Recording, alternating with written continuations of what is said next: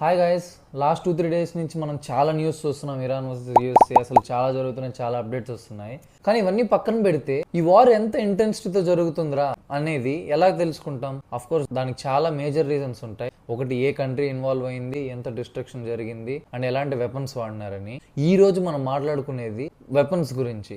ఎంత powerful weapons వాడితే war అంత ఇంటెన్సిఫై అవుతుంది. సో అలాంటి ఒక వెపన్ గురించి ఏదో మాట్లాడుకోబోతున్నాం. దాని పేరే B2 బాంబర్. ఆయతోలే కమినై చనిపోవడానికి కారణం కూడా ఈ B2 బాంబరే. Okay, let's get into details of B2 bomber.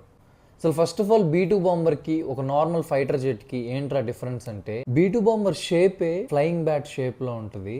అంటే చాలా విచిత్రంగా బ్యాట్స్ ఎలాగైతే ఉంటాయో అలా డిజైన్ చేయబడి ఉంటుంది B2 బాంబర్. అండ్ దీనికి నార్మల్ జెట్ లాగా ఫ్యూసిలేజ్ ఉండదు. ఫ్యూసిలేజ్ అంటే బాడీ ఉండదు, స్పెసిఫిక్ టైల్ ఉండదు. ఇది జస్ట్ కంప్లీట్ ఒక బూమరాంగ్ లాగా ఉంటుంది. అండ్ దీన్ని తయారు చేయడానికి అయ్యే కాస్ట్ $2 బిలియన్.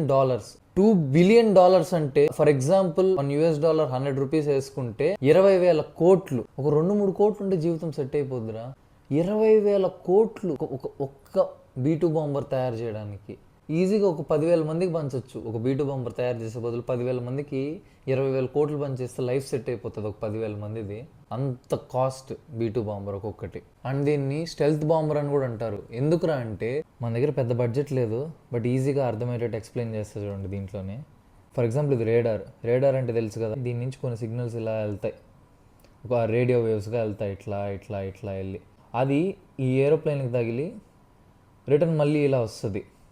అదే ఈ రేడార్ సిగ్నల్లో కనిపిస్తుంది. బేసిక్గా ఇక్కడ ఉంది ఇది రేడార్, ప్లేన్ ఇటు నుంచి వస్తుంది కాబట్టి అంటే అన్ని సైడ్లో పంపిస్తూ ఉంటుంది రేడియో వేవ్స్. బట్ ఇక్కడ ఆబ్జెక్ట్ ఉంది, ప్లేన్ ఇక్కడ ఉన్నింది కాబట్టి ఇక్కడ తగిలి అది తిరిగి వచ్చినప్పుడు డిటెక్ట్ చేసి ఒక ఆబ్జెక్ట్ ఉన్నట్టు చూపిస్తుంది. రేడార్కి ఇంత దూరంలో ఒక ఆబ్జెక్ట్ ఉన్నట్టు. బేసిక్గా ఇలాగా ఏ జెట్స్ వెళ్ళినా సరే రేడార్స్ కనుక్కునేస్తాయి. కానీ మన B2 బాంబర్ దగ్గరికి వచ్చేసరికి మాత్రం దీని నుంచి వెళ్తుంది, ఇలాగ వెళ్తాయి రేడియో వేవ్స్. ఇది సిగ్నల్స్ని తిరిగి ఇలా పంపించకుండా ఇలా డిఫరెంట్ డైరెక్షన్స్లో వెళ్ళిపోయేటట్టు డిజైన్ చేస్తారు దీన్ని. సో ఇట్లా వచ్చిన సిగ్నల్స్ తిరిగి మళ్ళీ దీనికి రావు. సో ఈ రేడార్లో ఇక్కడ వెళ్ళిన సిగ్నల్స్లో అది తిరిగి ఈ సిగ్నల్స్ ఇలా వెళ్ళిపోతాయి, తిరిగి రేడార్ దగ్గర రావు కాబట్టి ఇక్కడ ఏ ఆబ్జెక్ట్ ఉన్నట్టు చూపించదు. సో అందువల్ల ఇది స్టెల్త్ మోడ్లో ఉండి ఈజీగా ఎయిర్లో వెళ్ళి ఎనిమీస్ని కొట్టేసి వస్తుంది. అందుకే దీన్ని స్టెల్త్ బాంబర్ అని కూడా అంటారు. అండ్ ఆల్సో దీని పెయింటింగ్ కూడా చాలా స్పెషల్ మెటీరియల్తో పెయింట్ చేస్తారు. సో దట్ దీంట్లో కొన్ని ఐరన్ పార్టికల్స్ ఉంటాయి. అవి ఏం చేస్తాయంటే కొన్ని రేడియో వేవ్స్ని అబ్జర్వ్ కూడా చేసేసుకుంటాయి. సో అందుకే ఇది అంత ఈజీగా ఎవరు డిటెక్ట్ కూడా చేయలేరు. అండ్ దీని వింగ్ స్పాన్ ఫోటోలో వేసి చూపిస్తాను. దీని wing span 172 feet, almost half football court అంత పెద్దది. లెంత్ వచ్చి 69 feet అండ్ దీని రేంజ్ అయితే 6,000+ నాటికల్ మైల్స్. 1 నాటికల్ మైల్ అంటే 1.852 kilometers. వితౌట్ రీఫిల్లింగ్ నేను మాట్లాడేది, గ్యాస్ రీఫిల్ చేయకుండా ఇంత దూరం వెళ్ళగలుగుతుంది. అంటే నువ్వు ఒక పాయింట్లో స్టార్ట్ చేసి ప్రపంచంలో ఎంత దూరమైనా ఉండని ఆ పాయింట్ నువ్వు ఈ B2 బాంబర్తో ఇక్కడి నుంచి అక్కడ వరకు వెళ్ళి మళ్ళీ తిరిగి రాగలవు వితౌట్ రీఫిల్. దీంట్లో కూర్చునేది మాత్రం కేవలం 2 మాత్రమే కూర్చోగలుగుతారు, ఒకరు పైలట్, ఒకరు మిషన్ కమాండర్. మొత్తం ప్రపంచంలో ఉండేవి కూడా 90x20 మాత్రమే యాక్టివ్లో ఉన్నాయి. దీన్ని 1989లోనే కనుక్కున్నారు. ఇదేదో సూపర్ టెక్నాలజీ, అసలు మనం అడ్వాన్స్డ్ అయిపోతున్నాం అనుకుంటున్నాం కదా, ఇది 1989లోనే తయారు చేశారు. అండ్ 1997 నుంచే దీని సర్వీస్లో వాడడం కూడా మొదలు పెట్టారు. ఇవి 30,000 to 50,000 ఆల్టిట్యూడ్ మధ్యలో ఎగురుతూ ఉంటాయి. ఎంత పవర్ఫుల్ అంటే ఇవి 40,000 pounds ఆఫ్ బాంబ్స్ ని క్యారీ చేయగలదు. నేను చెప్పేది దీని వెయిట్ కాదు, దీని వెయిట్ పక్కన పెట్టేస్తే ఎక్స్ట్రాగా 40,000 pounds ఆఫ్ బాంబ్స్ ని తీసుకెళ్లగలదు. ఒక్కసారి ఊహించుకోండి అది పడితే ఎంత డిస్ట్రక్షన్ చేస్తుందో ఇది. ఈవెన్ ఆయతుల్లా ఖామినీ కూడా గ్రౌండ్ లోపల ఎక్కడో ఉన్నారు, బట్ స్టిల్ ఈ B2 బాంబర్ స్టెల్త్ మోడ్ లో వెళ్ళి అంత ఈజీగా డిటెక్ట్ అవ్వకుండా చాలా హైట్ నుంచి బాంబ్స్ వేస్తే కూడా, దీన్ని బంకర్ మిసైల్స్ అని అంటారు వీటిని, ఇది వదిలే మిసైల్స్ ని.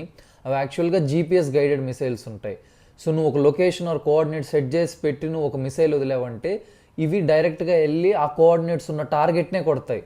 సో అలా ఆయతుల్లా ఖామినీ ఉన్న లొకేషన్ GPS దాంట్లో ఆ కోఆర్డినేట్స్ లాక్ చేసి పెట్టి బంకర్ మిసైల్స్ అంటారు. దాన్ని వదిలి కొడితే ఎక్కడో గ్రౌండ్లో ఉన్న ఆయన ఫ్యామిలీ ఆల్మోస్ట్ అందరూ చనిపోయారు, ఒక్క ముస్తాబా ఖామినీ తప్పితే వాళ్ళ కొడుకు.